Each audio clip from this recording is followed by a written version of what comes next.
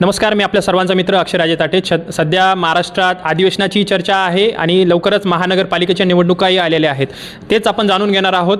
काय सांगाल, सध्या महानगरपालिकेच्या निवडणुका आहेत आणि भाजपने असं सांगितलं की मोठ्या प्रमाणात आमच्याकडे उमेदवारांची गर्दी आहे, परंतु दुसरे जे पक्ष आहेत जसं की बाळासाहेब ठाकरेंचा उभाटा असेल किंवा काँग्रेस असेल, यांना उमेदवारसुद्धा भेटत नाही. याकडे कसं बघता?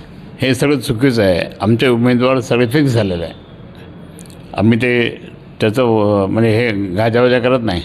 तुमच्याकडे जर 800 उमेदवार आले असतील तर ते जवळपास आपण असं धरून चालू की 115 सोडून द्या आणि बाकी 685 लोक तुमच्या अगेन्स्ट जातील. आता पहिल्यासारखं नाही राहिलं की म्हणजे प्रामाणिकपणा करा, हे करा, काय नाही. त्यांना काय घेणं देणं नाही. तुम्ही पैसे वाटून त्या ठिकाणी लोक निवडून आणले ना, लोक म्हणतात ठीक आहे, हम देखेंगे क्या करणे का. पण तुम्हाला ती प्रचिती येऊन जाईल आणि म्हणून मला या ठिकाणी त्याचा काही फरक नाही पडत. काय वाटतं तुम्हाला, एक एकंदरीत युती होईल का, आणि युती झाल्यानंतर ते कशा पद्धतीने लढतील?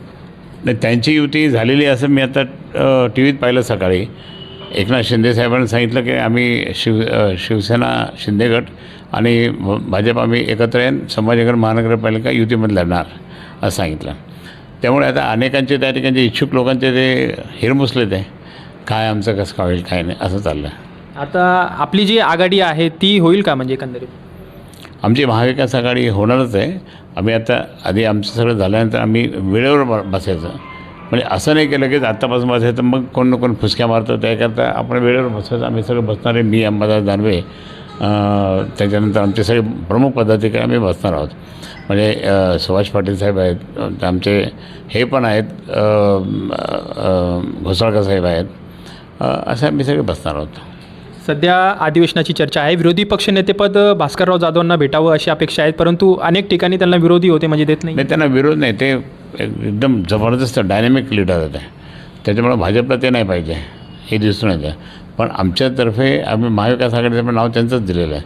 अध्यक्षाने केलं पाहिजे. अध्यक्ष करत नाही. अध्यक्ष म्हणजे असंच, म्हणजे त्यांचं काय धोरण आहे काय समजत नाही. सध्या शेतकरी आत्महत्या, मोठ्या प्रमाणात शेतकऱ्यांचं नुकसान झालेलं होतं. उद्धव साहेबांच्या काळात मोठ्या प्रमाणामध्ये कर्जमाफी झाली होती, परंतु अद्याप शेतकऱ्यांना पैसे भेटलेले नाही. आत्ताचे पैसे भेटले नाही, पण उद्धव साहेबांच्या काळात खूप पैसे मिळाले. 2 लाख कर्ज ते माफ झालं होतं आणि बाकीच्या मग इतर गोष्टीत त्यांनी खूप मदत केली ते उद्धव साहेबांनी. आता यावेळेस फक्त घोषणाबाजी चालली, बाकी काही नाही.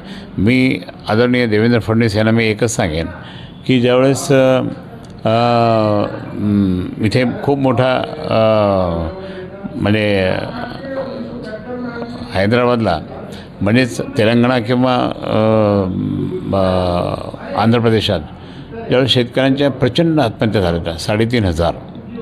त्यावेळेस 3,500 हा आकडा खूप मोठा, कारण त्यावेळेस काही आत्महत्या होत नव्हत्या. तिकडे दुर्लक्ष झालं आणि चंद्रबाबू नायडू फक्त आपले म्हणजे हायटेक सिटीमध्ये करण्यातच बिझी झाले होते. त्यामुळे त्या लोकांनी असा म्हणजे असा एक त्या आत्महत्या पीडित लोकांचा असा शाप लागला की ते जवळपास 15 वर्ष ते आउट होते आणि मग नंतर आत्ता आले, पण कुठे त्यांना कोणी विचारत पण नव्हतं, अशी परिस्थिती आहे.